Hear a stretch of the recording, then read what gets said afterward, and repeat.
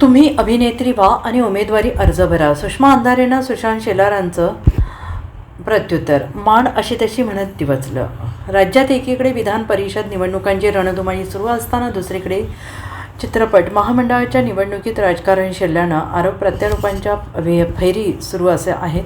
मला चित्रपट महामंडळाच्या निवडणुकीसाठी उमेदवारी अर्ज भरू दिला नाही. राजकीय दबावातून ही निवडणूक सुरू असून एका मंत्र्याचा OST कोल्हापुरात तळ ठोकून बसलाय, असा गंभीर आरोप अभिनेता विजय पाटकर यांनी केला.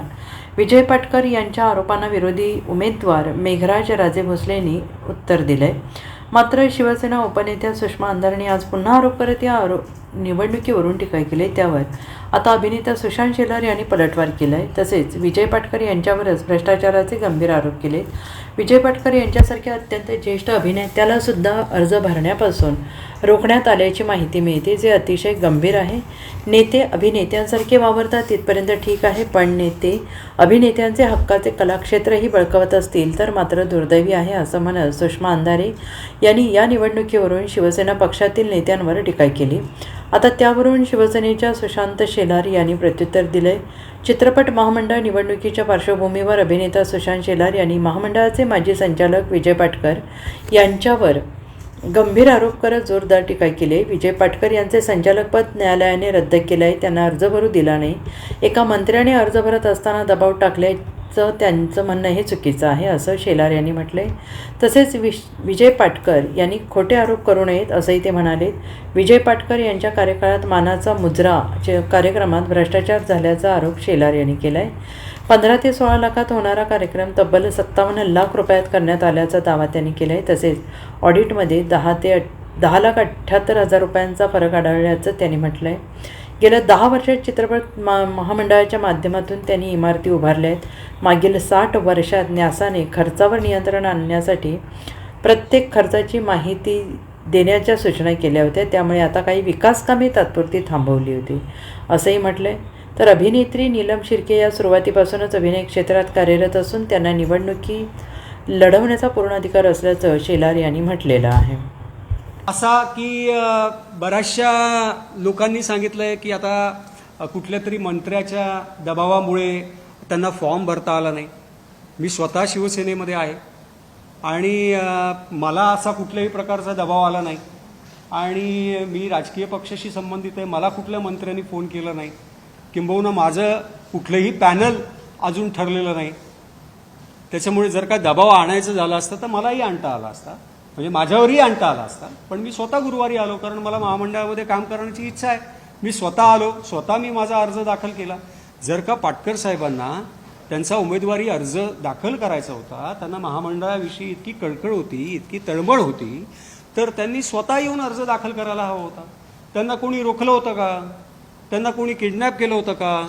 त्यांना कोणी बांधून ठेवलं होतं का? किंवा त्यांनी ज्यांच्या मार्फत हा अर्ज पाठवला, ज्यांच्याकडे पाठवला, त्यांना कोणी डांबून ठेवलं होतं का? त्यांना कोणी धमकी दिली होती का? त्यांचं नाव घोषित करावं.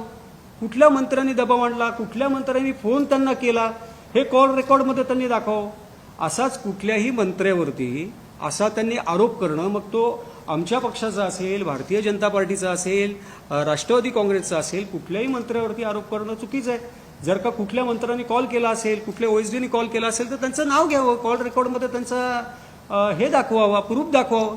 त्यामुळे अशा वायफळ गोष्टी करायच्या आणि त्यांना जे काही लोक बाकीचे आमचे विरोधी पक्ष जे काही समर्थन देतात, ह्यांचा जो काय कलाकारांविषयी जो अतीव प्रेम अचानकपणे जागं झालं आहे, तर मला असं वाटतं की त्यांनी या सगळ्या निवडणुकीच्या ह्याच्यामध्ये तोंड घालण्यापूर्वी आधी विचार करावा आणि या सगळ्या गोष्टींची सत्यता पडताळून घ्यायला पाहिजे.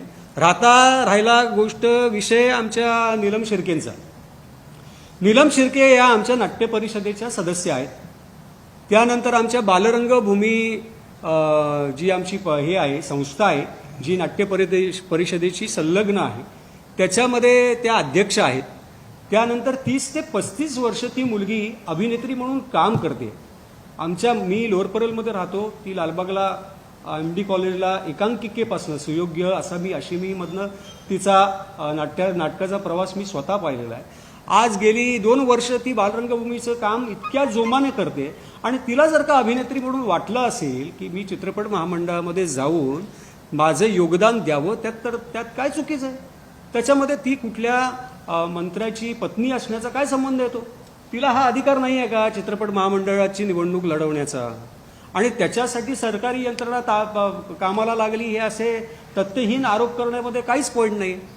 आणि ती गेले 30-35 वर्ष काम करते आणि मला असं वाटतं की तिची भूमिका लवकरच जाहीर करेल. पण अशा पद्धतीनं राजकारण करून एखाद्या स्त्रीवरती चिखलफेक करायची आणि तिची बदनामी करायची हे महाराष्ट्राच्या संस्कृतीमध्ये आणि संस्कारामध्ये बसणारं नाही आहे असं मला वाटतं. Bureau report SVN Marathi, Mumbai.